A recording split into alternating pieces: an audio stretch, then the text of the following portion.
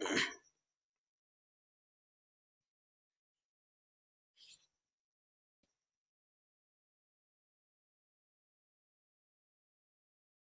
शुरुआत करते हैं। आज का हमारा टॉपिक है प्रियम्बल।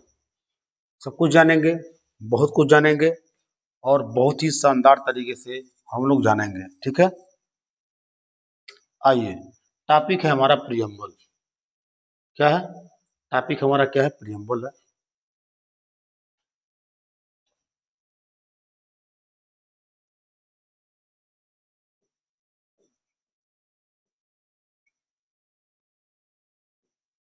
सबसे पहले मैं आपसे बताऊं, जो प्रियम्बल है ना, आप इसे अंग्रेजी शब्द का या हिंदी में रूपांतरण हुआ है प्रस्तावना। अंग्रेजी में प्रियम्बल होता है, प्रियम्बल का हिंदी में रूपांतरण इसका है प्रस्तावना। ऑलरेडी मैं उसका ट्रांसलेट करके लिख दिया हूँ, प्रस्तावना। एक प्रश्न आता है कि प्रियम्बल जो हमारे संविधान में, संविधान निर्माण की प्रक्रिया में कब शामिल किया गया? तो मैं आपको बताना चाहूंगा, जब हमारा संविधान का निर्माण हो रहा था, ठीक है, तो संविधान सभा ने, जब संविधान निर्माण की प्रक्रिया चल रही थी, तो संविधान निर्माण की प्रक्रिया के सबसे अंत में हमने प्रियम्बल को अपने संविधान में शामिल किया है। क्लियर है? तो सबसे पहला पॉइंट तो यह क्लियर हो जाना चाहिए आप सभी को कि संविधान सभा ने संविधान निर्माण के क्रम में सबसे अंत में प्रस्तावना को हमारे संविधान में स्वीकार किया है। पहला पॉइंट क्लियर हो गया। तो बिल्कुल मैं ये बात लिख देता हूं, जैसे मैंने बताया, संविधान सभा ने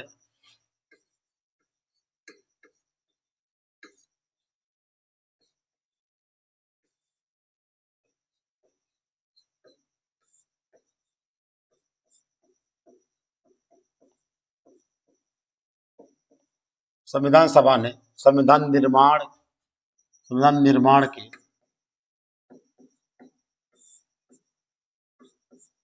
के प्रक्रिया के दौरान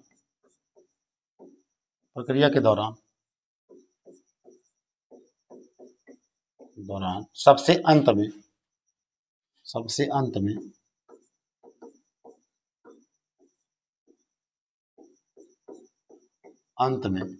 प्रियम्बल को, यानी प्रस्तावना को शामिल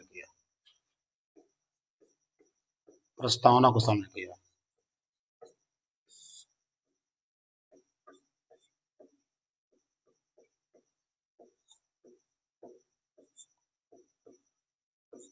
अब जब हमारी ड्राफ्टिंग कमेटी ने क्या किया, जो हमारी ड्राफ्टिंग कमेटी थी, ड्राफ्टिंग कमेटी का मतलब आप समझते हैं ना, जो हमारा प्रारूप समिति, कौन सा? प्रारूप समिति। तो ये बात आपको बहुत अच्छी से फोकस करनी है। प्रारूप समिति, जो हमारी ड्राफ्टिंग कमेटी है, प्रारूप समिति ने जब प्रारूप तैयार किया था, तो पहले से ही, तो ड्राफ्टिंग कमेटी ने पहले से ही पूरा का पूरा एक ड्राफ्ट तैयार किया था। मतलब कहने का क्या मतलब है, जो प्रारूप समिति है, जो क्या है, जो प्रारूप समिति है, उसने संविधान का ड्राफ्ट तैयार कर लिया था, पूरा का पूरा तैयार कर लिया था ड्राफ्टिंग कमेटी ने। आप सबको पता है कि प्रारूपी समिति के अध्यक्ष डॉक्टर भीमराव अंबेडकर थे, और पहले से ही ये बात क्लियर हो चुकी थी कि हमारे संविधान में 22 भाग है,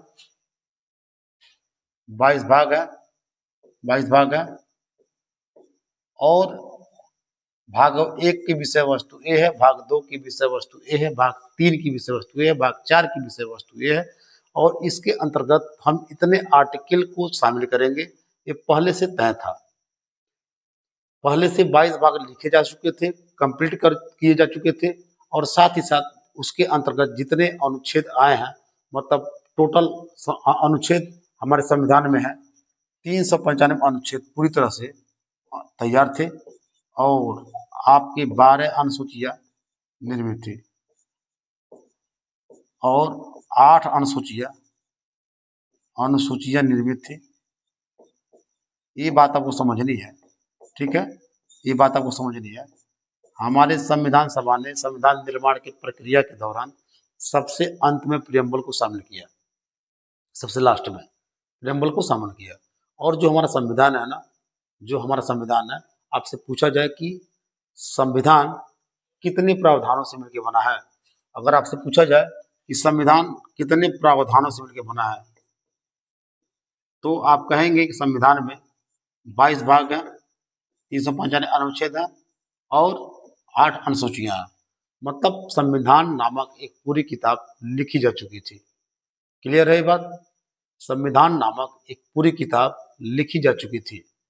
इसमें 22 भाग, 22 के 22 भाग पूरे के पूरे कंप्लीट थे। एक एक बात की विषय वस्तु पूरी की पूरी कंप्लीट थी। एक एक भाग के अंतर्गत कौन कौन से आर्टिकल्स आएंगे, मतलब पूरी तरह से कंप्लीट थी। ठीक है, हमने प्रस्तावना को सबसे अंत में शामिल किया है। ठीक है, इसलिए आमतौर पर प्रश्न बन जाता है कि क्या प्रस्तावना हमारे संविधान का भाग है? क्या प्रस्तावना हमारे संविधान का भाग है? जब हम संविधान शब्द बोलते हैं, संविधान शब्द के अंतर्गत क्या है? 22 भाग है, 395 अनुच्छेद है और 8 अनुसूचियां हैं। उस समय 8 अनुसूचियां थी। ठीक है, तो फटाक से हम बोल देंगे कि संविधान निर्माण के इस सबसे अंतिम चरण में हमने प्रियम्बल को शामिल किया। ठीक है, एक बात को, इतनी बात हमने आपको बता दिया, ये बात तो क्लियर हो गया होगा आपको। और सबसे बड़ी बात क्या है कि ये प्रस्तावना होती क्या है? ये सबसे पहला प्रश्न है कि ये प्रस्तावना होती क्या है।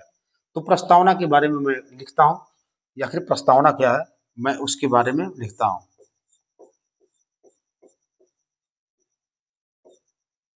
जो हमारी प्रारूप समिति थी, वह संपूर्ण संविधान निर्मित करने के बाद संविधान के एक वर्ग ने इस बात की सिफारिश की प्रस्तावना को भी शामिल किया जाना चाहिए।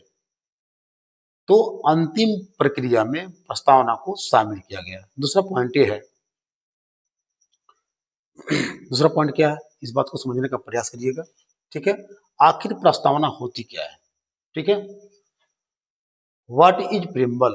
प्रस्तावना का क्या अर्थ है, प्रस्तावना का क्या मायने है? अगर आज थोड़ी सी आप ये बात विचार करने का प्रयास करिएगा, कि जल्दी से बताने का प्रयास करिए कि क्या मेरी आवाज, क्या मेरी बात आप तक पहुंच रही है? अगर मेरी बात आप तक पहुंच रही है तो आप जरूर कमेंट के माध्यम से बताइएगा।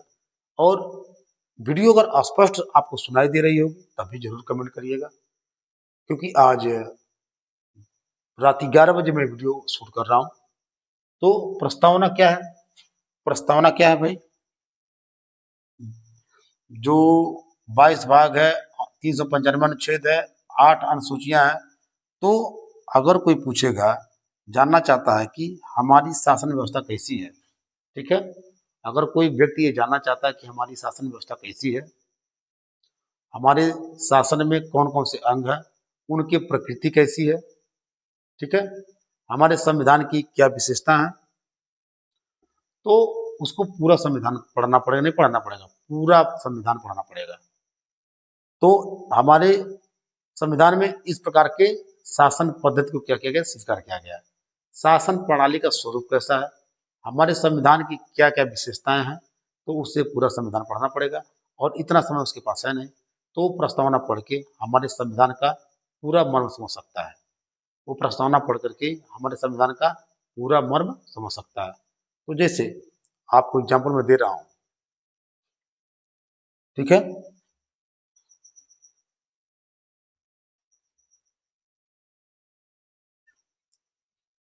अब चूंकि मेरे पास संविधान की किताब नहीं है, तो आप अगर संविधान की किताब को देखेंगे तो वो बुक को आप जब देखेंगे, मान लीजिए बुक, आखिर उस बुक में है क्या क्या, उस बुक की विषय वस्तु क्या है, उसका कंसेप्ट क्या है, तो बुक क्या होगा, पूरा पढ़ना पड़ेगा। लेकिन मेरे पास इतना समय नहीं है, तो मैं केवल जानना चाहता हूँ, अभी मैं पढ़ना नहीं चाहता हूँ, केवल जानना चाहता हूँ। तो क्या करेंगे आप, उस बुक का, उस बुक में अगर पन्ना पलटेंगे तो एक दो पन्ना के पास, किसी भी बुक की मैं बात कर रहा हूँ, तो वहाँ प्रस्तावना लिखा होगा। तो प्रथम संस्करण की प्रस्तावना लिखा होगा, ठीक है। और संविधान में, कॉन्स्टिट्यूशन में क्या लिखा होगा प्रस्तावना में, शुरुआत में। और प्रस्तावना पढ़ने के बाद हमें समझ में आ जाएगा ये बुक जो है किस पाठक वर्ग के लिए लिखी गई है, लेखक किसको एक्चुअल समर्पित करना चाहता है, इस बुक की विषय वस्तु क्या है, और कौन से आय वर्ग के ये बुक पढ़नी चाहिए, पाठक कौन होगा, ये भी क्लियर हो जाएगा। इस बुक की विषय वस्तु क्या होगी, ये भी क्लियर हो जाएगी। तो इस सारी की सारी इसमें क्लियर हो जाएगा। लिखा है उच्च प्रशासनिक सेवाओं के अभ्यर्थियों के समक्ष उच्च प्रशासनिक सेवा इस बुक को प्रस्तुत करते हुए मुझे अपार हर्ष हो रहा है कि यह पुस्तक उन अभ्यर्थियों की बढ़ती हुई आवश्यकताओं को पूरा करने के लिए उद्देश्य लिखी गई है जो संघ लोक सेवा आयोग द्वारा आयोजित सिविल सेवा में सम्मिलित हो रहे हैं। यह पुस्तक इस परीक्षा के सम्मान अध्ययन के प्रश्न पत्र के भारतीय राज्य व्यवस्था वाले खंड को पूर्ण रूप से कवर करती है। इसके अलावा इस कई वैकल्पिक विषयों, लोक प्रशासन, राजनीतिक विज्ञान, समाज शास्त्र, मानव विज्ञान आदि के बारे में उपयोगी सिद्ध होगी। यह पुस्तक पाठकों की विषय वस्तु एवं संपूर्ण जानकारी देने में सहायक सिद्ध होगी। इसमें विषय के सभी आयामों को सम्मिलित किया गया है। कहने का आशय क्या है, मैंने पढ़ दिया प्रस्तावना को, अब इसका कहने का आशय क्या है। किसी भी दूसरे बुक को भी आप देखेंगे तो प्रस्तावना लिखा रहता है। तो प्रस्तावना का मतलब ये होता है कि प्रस्तावना जो संपूर्ण विषय वस्तु है, संपूर्ण विषय वस्तु की एक संक्षिप्त अभिव्यक्ति है। जो हमारे संविधान की प्रस्तावना है, स्पेशली अगर संविधान की प्रस्तावना के बारे में अगर हम बात करें, संविधान की प्रस्तावना के बारे में अगर मैं बात करूं, ठीक है, स्पेशली प्रियम्बल ऑफ कॉन्स्टिट्यूशन के बारे में अगर हम बात करें प्रस्तावना के बारे में, तो प्रियम्बल ऑफ कॉन्स्टिट्यूशन क्या है, जो प्रियम्बल ऑफ कॉन्स्टिट्यूशन है वो हमारे संपूर्ण संविधान के दर्शन को, संपूर्ण संविधान के दर्शन को, संपूर्ण संविधान, संपूर्ण संविधान के दर्शन को सार रूप में अभिव्यक्त करने वाली, अभिव्यक्त करने वाली, अभिव्यक्त करने वाली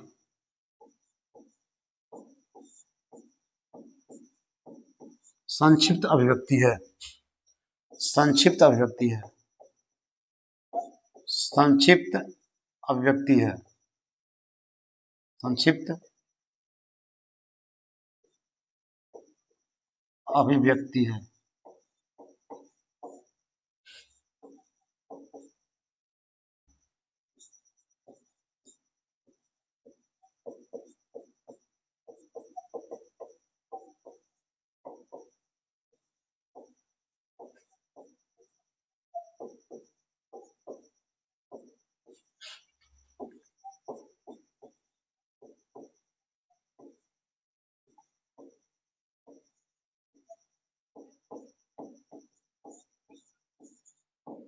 ठीक है,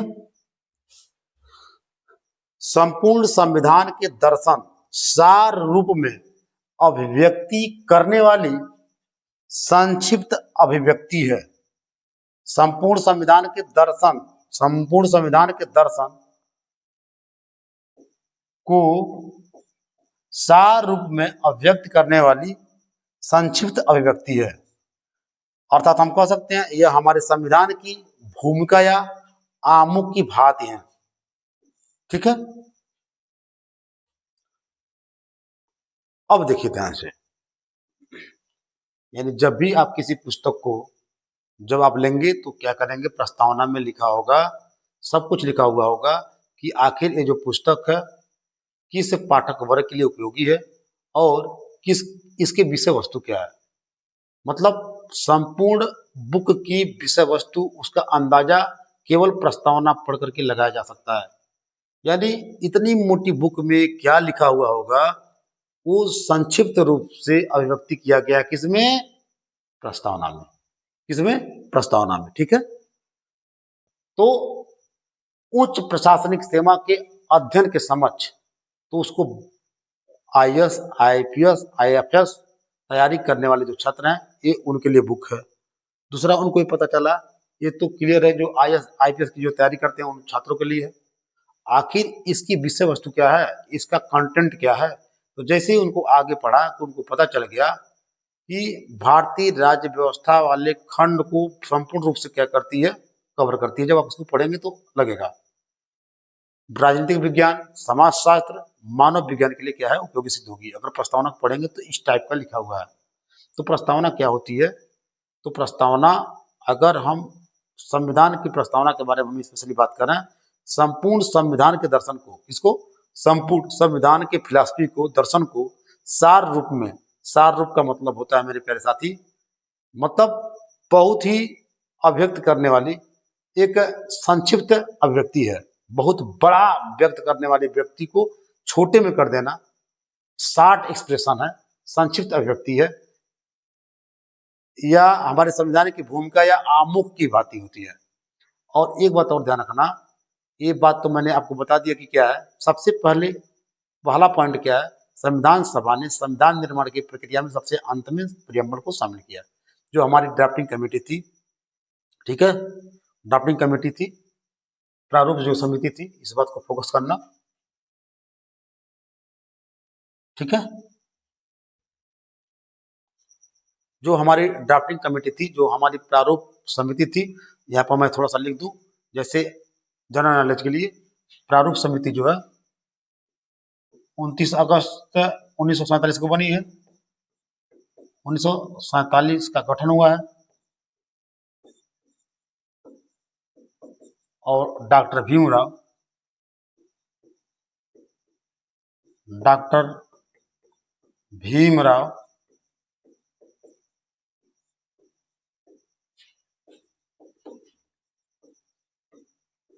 अध्यक्ष थे।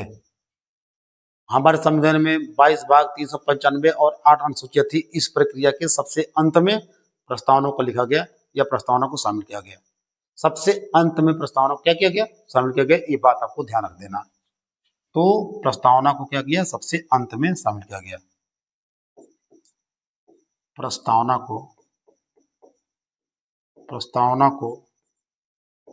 सबसे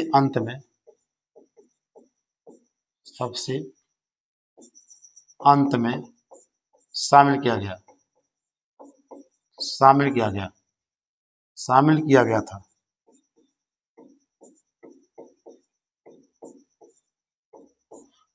और फिर हमने बताया हमारा जो संविधान है, संपूर्ण सार को क्या करता है, छोटे रूप में क्या करता है, अभिव्यक्ति करता है। ठीक है, बड़े सार को संक्षिप्त रूप में। ये जो प्रस्तावना होती है, अगर हम अपने संविधान की प्रस्तावना के बारे में अगर हम बात करें तो कुछ फैक्ट देखते हैं, कुछ विशेष।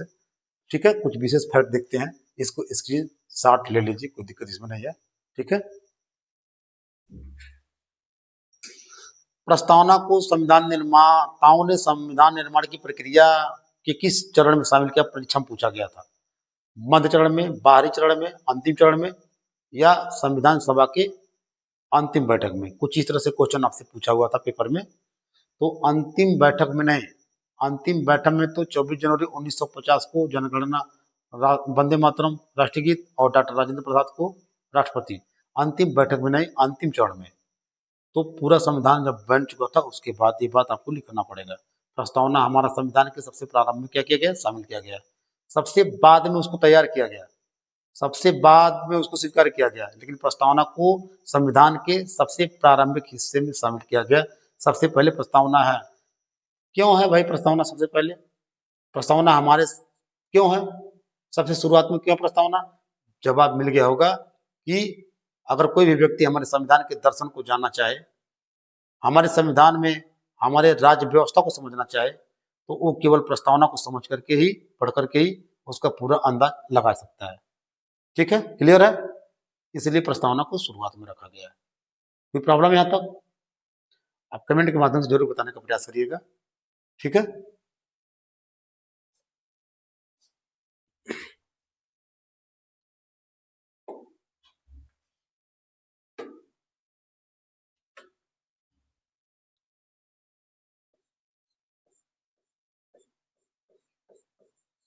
यहाँ से 3 प्रश्न बनते हैं प्रस्तावना से। पहला प्रश्न बनता है in the concept of idea, in the concept of idea कहाँ से लिया गया, या कंसेप्ट हमने कहाँ से लिया था? पब्लिक कंसेप्ट, कंसेप्ट, ये प्रस्तावना का आइडिया कंसेप्ट कहाँ से लिया है?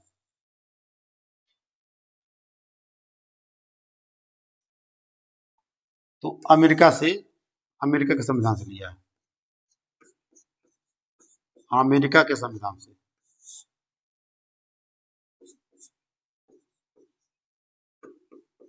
अमेरिका के संविधान से लिया है, ठीक है। सबसे पहला प्रश्न बनता है कि संविधान अथवा आइडिया कंसेप्ट कहाँ से लिया गया है? अमेरिका से। दूसरा, संविधान की भाषा कहाँ से लिया गया है? भाषा मतलब लैंग्वेज, ये कहाँ से लिया गया है?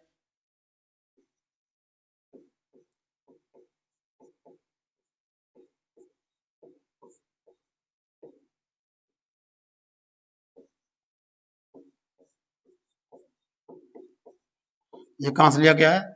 ऑस्ट्रेलिया के संविधान से लिया गया, ठीक है।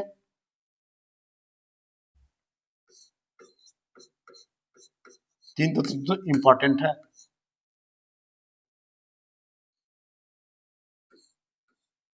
ठीक है,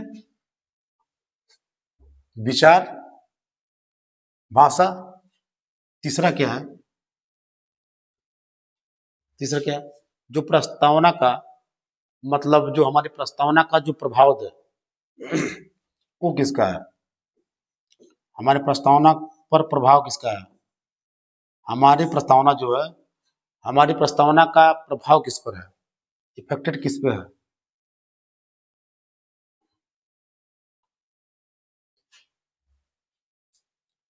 इफेक्ट आप कह सकते हैं, इफेक्ट मतलब किसका है, इफेक्ट किसका है, हमारी प्रस्तावना पर प्रभाव किसका है, ठीक है।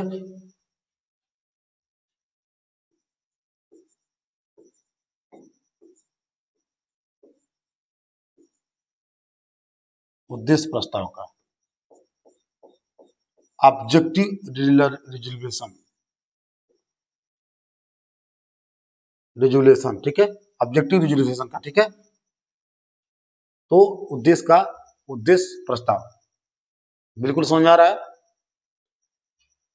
क्लियर है? तीन प्रश्न हमारे प्रस्तावना से बनते हैं और इन तीन प्रश्नों को बहुत कंफ्यूजन होता है लोगों को। सबसे पहला प्रश्न है कि हमने प्रस्तावना का जो विचार लिया था, जो हमने प्रस्तावना का जो आइडिया या कंसेप्ट लिया है, वो विचार अथवा आइडिया कहाँ से लिया? तो अमेरिका के संविधान से लिया, ठीक है। विचार या आइडिया कहाँ से लिया? अमेरिका के संविधान से। दूसरा, भाषा कहाँ से लिए? तो भाषा जो हमने लिया है वो लिया है ऑस्ट्रेलिया के संविधान से। तो भैया कहाँ से लिया भाई? ऑस्ट्रेलिया के संविधान से। और जो तीसरा प्रश्न बनता है कि हमारे संविधान के प्रस्तावना में प्रभाव किसका है? प्रस्तावना में प्रभाव किसका है?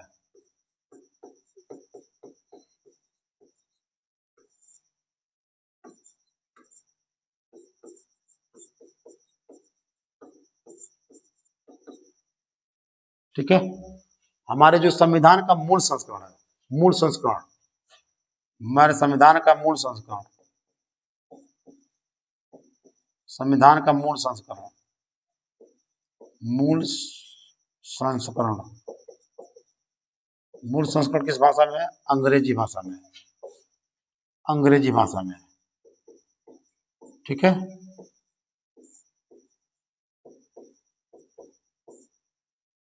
सुलेखक कौन है? कैलीग्राफर। सुलेखक कौन है?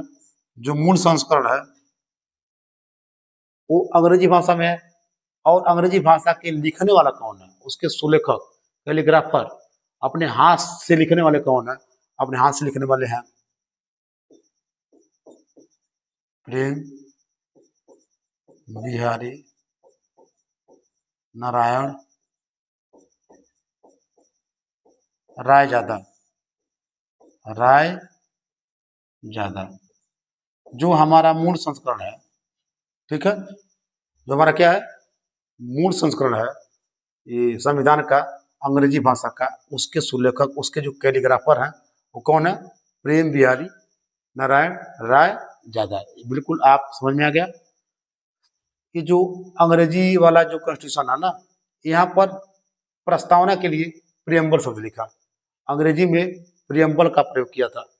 ठीक है, इसका प्रियम्बल में, अंग्रेजी में इसको प्रियम्बल, ठीक है, हमने प्रियम्बल लिखा है। अब हिंदी भाषा वाला संविधान है, हिंदी भाषा वाला जो संविधान है,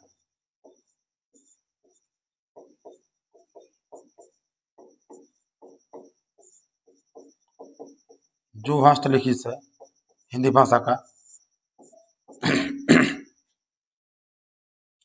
अंग्रेजी का ही बात हिंदी में ट्रांसलेट किया गया था, इसलिए हिंदी भाषा वाला संविधान बन गया।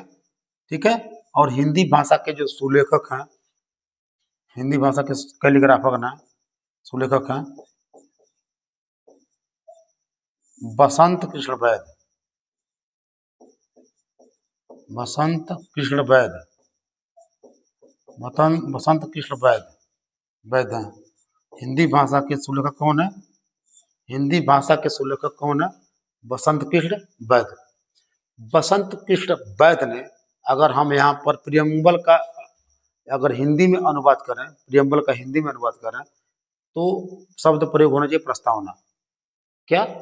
प्रस्तावना शब्द प्रयोग होना चाहिए, अगर आप उसका हिंदी में ट्रांसलेशन करते हैं तो, क्योंकि पूरा का पूरा ओरिजिनल संस्करण है वो अंग्रेजी भाषा में है, और अंग्रेजी भाषा का टोटल हिंदी में क्या किया गया? ट्रांसलेशन किया गया है। इसलिए भाषाविदों का हेल्प लिया गया था। उस समय जो भारत के जो प्रसिद्ध भाषाविद थे, उनको बहुत अच्छा हिंदी और अंग्रेजी भाषाओं का ज्ञान था। भाषाविदाओं की मदद से जो उच्च स्तर के जो व्यक्ति थे, तो वो जो अंग्रेजी भाषा का जो ओरिजिनल कॉन्स्टिट्यूशन था उसका अनुवाद किया गया। तो इसका क्या किया गया? हिंदी में हिंदी में क्या किया गया? हिंदी में हिंदी में अनुवाद किया गया, हिंदी में अनुवाद किया गया, हिंदी में अनुवाद किया गया।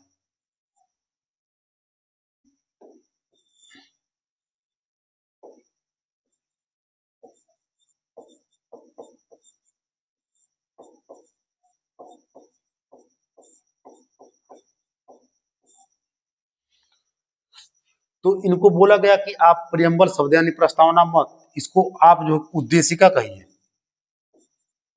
उद्देशिका का प्रयोग करिए।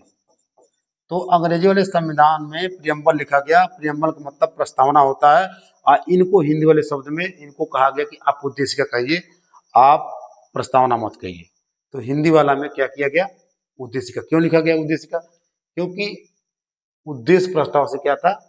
उद्देशिका, उद्देशिका क्या था? उद्देशिका उद्देश्य प्रस्ताव से क्या था? प्रभावित था। तो ये जो बसंत कृष्ण वैद्य जो लिखे थे, इनको जो है प्रस्तावना को क्या कहा गया? उद्देशिका। क्या उद्देशिका क्यों कहा गया? क्योंकि उद्देश्य प्रस्ताव से क्या था? प्रभावित था। ठीक है, ठीक है, बिल्कुल आपको दिखाई दे रहा है, बातें समझ में आ रही है?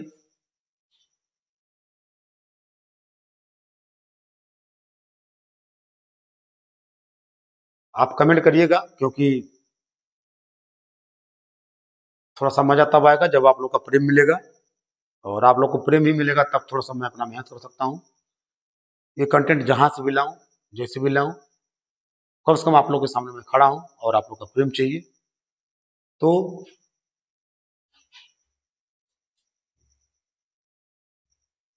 ठीक है, और संविधान सभा के द्वारा इसको 22 जनवरी 1947 को स्वीकार किया गया था, प्रस्तुत किया 13 दिसंबर को, और संविधान सभा के द्वारा इसको स्वीकार किया गया 22 जनवरी 1947 को। संविधान सभा के द्वारा स्वीकार किया गया 22 जनवरी 1947 को। ठीक है, यहाँ तक किसी किसी को कोई दिक्कत? तो नेहरू जी बड़ा इसमें अच्छा भूमिका निभाए थे। प्रस्तावना के लिए हिंदी भाषा में उद्देशिका शब्द का प्रयोग किया है। हिंदी भाषा में अ, उद्देशिका शब्द का प्रयोग किया गया है। ठीक है, क्योंकि नेहरू को, आपको, क्योंकि नेहरू जी का बहुत बड़ा रोल था।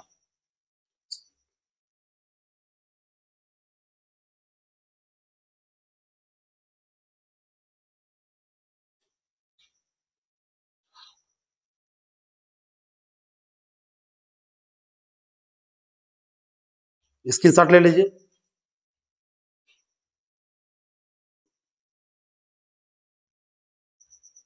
इसकी शॉर्ट ले लीजिए।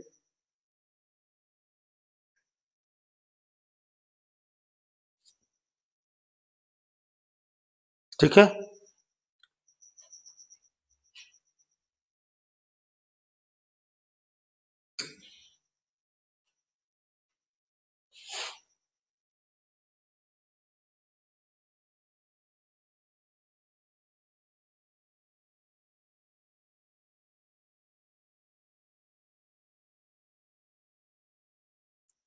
बस एक चीज आप जान लीजिएगा कि हमारा जो प्रस्तावना है सबसे प्रारंभ में लगा हुआ है, लेकिन अंत में हमने इसको क्या किया, स्वीकार किया है। लेकिन हमारा संविधान में जो प्रस्तावना है सबसे शुरुआत में लगी हुई है, ये बात जान लीजिएगा। ठीक है, ये आपको जानना पड़ेगा। ठीक है, आगे हम चलें। बोर तो नहीं हो रहे हैं आप लोग?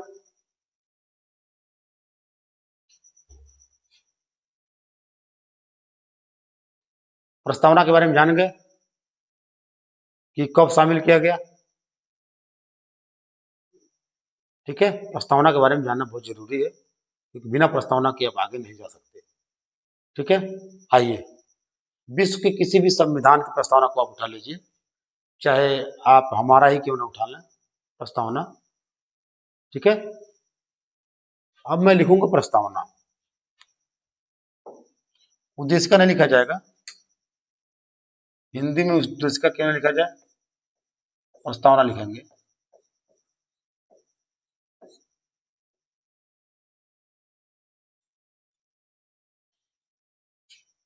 हम लोग प्रस्तावना यूज करते हैं, उद्देशिका ज्यादा नहीं यूज करते हैं। ठीक है, प्रियम्बल है या प्रस्तावना है, उद्देशिका भी कह लो, इसको उद्देशिका भी कह लो, कोई दिक्कत नहीं है। विश्व के किसी भी प्रियम्बल या प्रस्तावना को आप देखेंगे तो चार चीज आपको पता चलती है। किसी भी देश की अगर प्रियम्बल है तो आपको चार चीजों की आपको बोध होगा। और सबसे पहली बात क्या है, आखिर वो चार चीज कौन कौन सी है। अगर मैं किसी भी देश के संविधान की प्रस्तावना अगर हम पढ़ेंगे, वो कन्फर्म होगा शासन का स्रोत किसके पास है।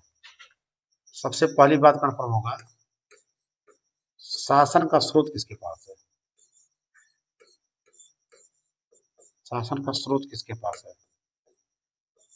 ठीक है, मैं फिर से बोल दे रहा हूँ, ये ध्यान रखना आप।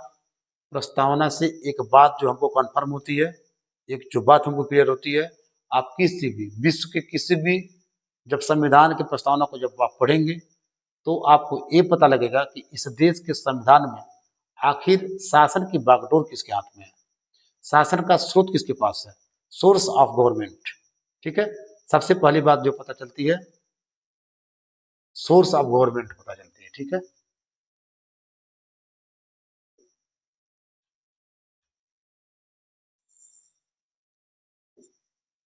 मतलब शासन का स्रोत किसके पास है, शासन के बागडोर किसके पास है, सबसे पहली बात पता चलेगा। दूसरा क्या, आखिर अब राजनीतिक प्रणाली के राजनीतिक प्रणाली है उसका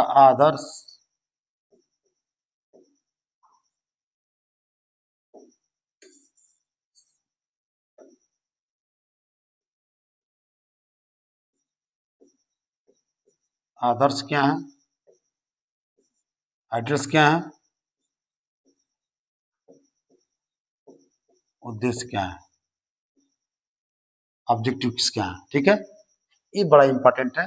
किसी भी देश की राजनीतिक प्रणाली से ये पता चलेगा कि उसका आदर्श क्या है और उसका एड्रेस क्या है और उसका ऑब्जेक्टिव्स क्या है, उसके उद्देश्य क्या है।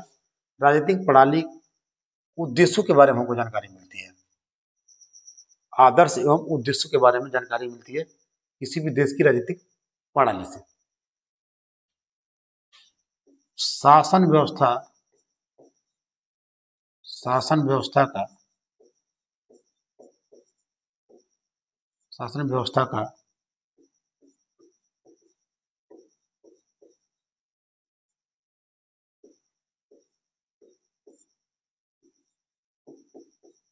ठीक है, शासन व्यवस्था का स्वरूप क्या है।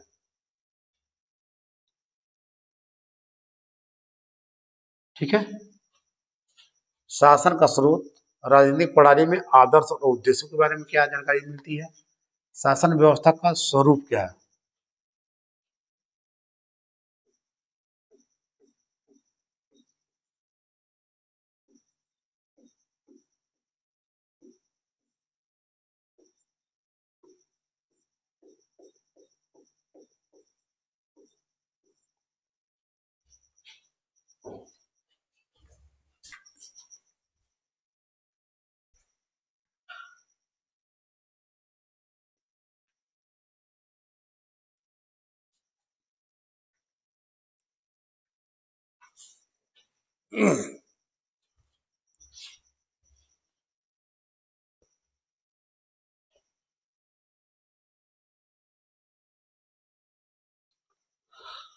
तो उस देश के संविधान के लागू होने की तिथि क्या है।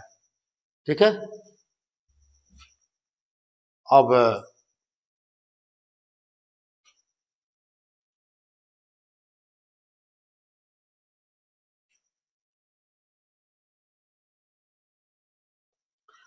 सबसे पहले शासन का स्रोत, समस्त पावर आखिर ये कौन धारण करता है, प्रस्तावना में अगर जो पहला है। दूसरा है, उस देश के संविधान अथवा राजनीतिक प्रणाली के क्या क्या आदर्श एवं उद्देश्य हैं, नागरिकों के हित में कौन कौन से कार्यों को पूरा करेगी, या अपने नागरिकों को कौन कौन से फैसिलिटी प्रभावित करेगी। ठीक है। कौन कौन सी सुविधाएं और कौन कौन से मतलब व्यवस्था करेगी। तो आदर्श एवं उद्देश्य के बारे में जानकारी मिल जाती है। हमें शासन व्यवस्था के स्वरूप के बारे में जानकारी मिलती है, आखिर पॉलिटिकल सिस्टम को किस प्रकार के स्वीकार किया गया है, शासन व्यवस्था का स्वरूप कैसा है, फंक्शन क्या क्या है, उसके कैरेक्टरिस्टिक्स क्या क्या है। तो ये जो शासन प्रणाली, राजनीतिक प्रणाली एवं आदर्श एवं उद्देश्य है। आदर्श एवं उद्देश्य का मतलब है कि वो क्या क्या अपने देश के नागरिकों के लिए फैसिलिटी प्रदान करने के लिए क्या क्या प्रॉमिस कर रही है। ये बता रहा है कि गवर्नमेंट सिस्टम है क्या, किस पैटर्न पे चलेगा। और लास्ट वाला में क्या है, जो कॉन्स्टिट्यूशन है कब इन्फोर्स हुआ था, इन्फोर्सिंग डेट ऑफ कॉन्स्टिट्यूशन, लागू होने की तिथि क्या थी। किसी भी देश के अगर संविधान को हम पढ़ेंगे तो ये चार बातें, चार तत्व, चार चीजें तत्व चलेंगे। ठीक है। ठीक है। क्लियर है। अब एक लाइन में सारी चीज को आप पढ़ लीजिए। सबसे पहले अगर मैं बात करूं, जब आप अपने प्रियम्बल को पढ़ेंगे तो प्रियम्बल की सबसे पहली लाइन है, we the people of India, हम भारत के लोग। जो पहली लाइन है, we the people of India, we the people of India.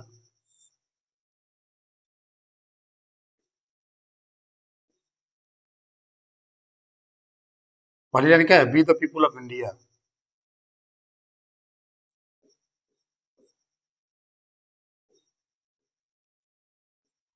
हम भारत के लोग। ठीक है। शासन का स्रोत में पहला स्रोत क्या है, we the people of India, मतलब इसे बोला जाए तो हम भारत के लोग, बस इतना ही है। हम भारत के लोग, we the people of India. ठीक है। क्या बोलेंगे, हम भारत के लोग, we the people of India. जो शासन का स्रोत है, सबसे पहली लाइन पर है, we the people of India, तो हम भारत के लोग। तो इस बात से पता चल जाता है कि जो शासन का जो स्रोत है, वो शासन का स्रोत किसमें निहित है, भारत की जनता में। क्या है, भारत की जनता में। तो इससे ये पता चल गया कि with the people of India का जो टर्म है ना, इसने सब कुछ बता दिया है। With the people of India, इसने सब कुछ समझा दिया कि हम भारत के लोग, with the people of India. शासन का जो स्रोत है किसमें है, शासन का स्रोत।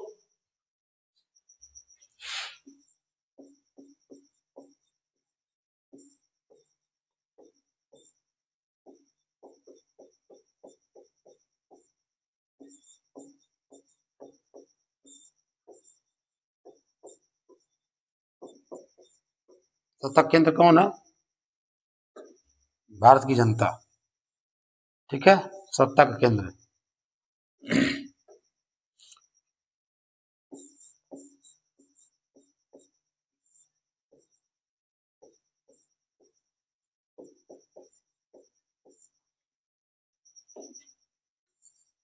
आप जब आप प्रस्तावना को पढ़ेंगे तो राजा होगा कि जनता होगा कि यहाँ पर कौन होगा, जो शासन का जो स्रोत होगा आखिर कौन होगा, कोई राजा होगा, रंक होगा, क्या होगा, यानी ये चीजें आप पढ़ पाएंगे।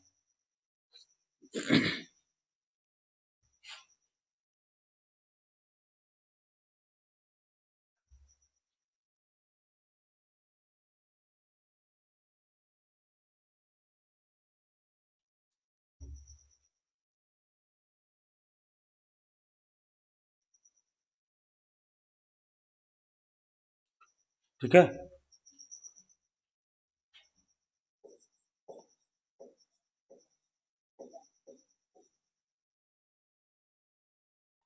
संपूर्ण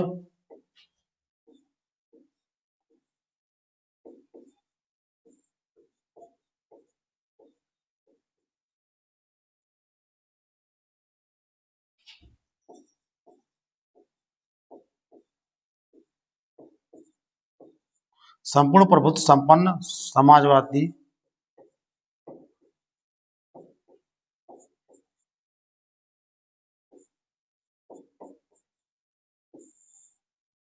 लोकतांत्रिक गणराज्य,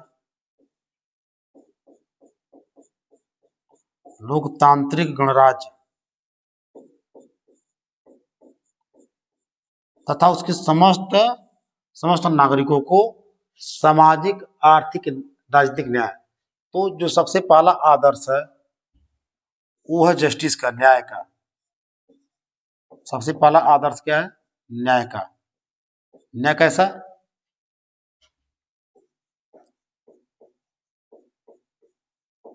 सामाजिक, आर्थिक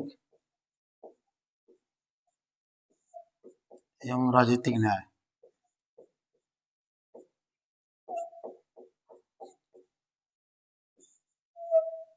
उसके बाद आता है स्वतंत्रता। दूसरा आदर्श क्या है? स्वतंत्रता, लिबर्टी, लिबर्टी, स्वतंत्रता। किसकी स्वतंत्रता? विचार,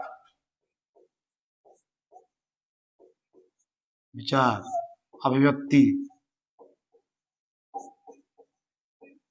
एक्सप्रेशन। ठीक है, अभिव्यक्ति, विश्वास,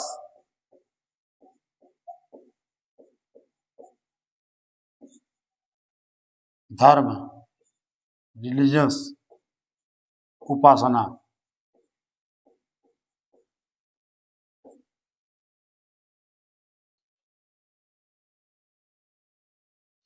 ठीक है, उपासना। क्लियर है? तो इनकी स्वतंत्रता, किस किस की स्वतंत्रता? विचार, अभिव्यक्ति, विश्वास, धर्म और उपासना की क्या है? स्वतंत्रता है। ठीक है, विचार, अभिव्यक्ति, विश्वास, धर्म और उपासना की क्या है? स्वतंत्रता है। न्याय क्या है? सोशल, इकोनॉमिक्स और पॉलिटिकल जस्टिस, सामाजिक, आर्थिक और राजनीतिक न्याय, आदर्श और उद्देश्य है, ये पूरे किए जाएंगे। ये क्या किए जाएंगे? आदर्श और उद्देश्य पूरे किए जाएंगे। ठीक है।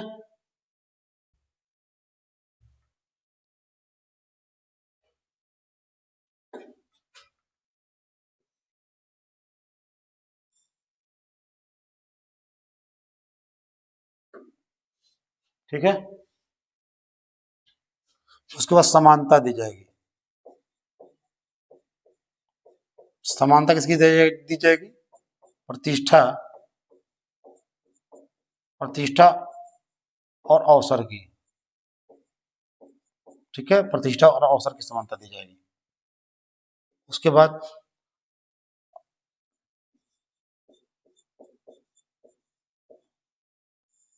राष्ट्रीय एकता, अखंडता को सुनिश्चित किया जाएगा।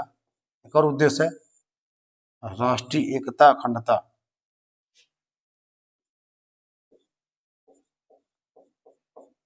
राष्ट्रीय एकता, अखंडता, भाईचारा।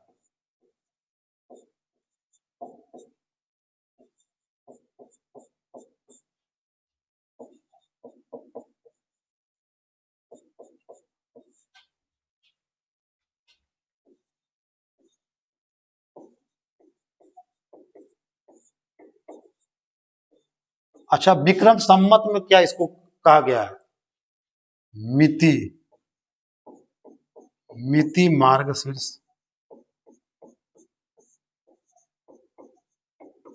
शुक्ल सप्तमी शुक्ल शुक्ल सप्तमी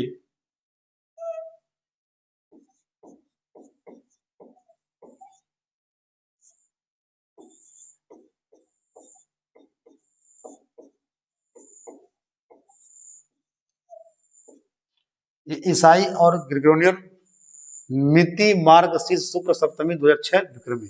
ये विक्रम संवत में है, विक्रम संवत में, ठीक है, विक्रम संवत में है।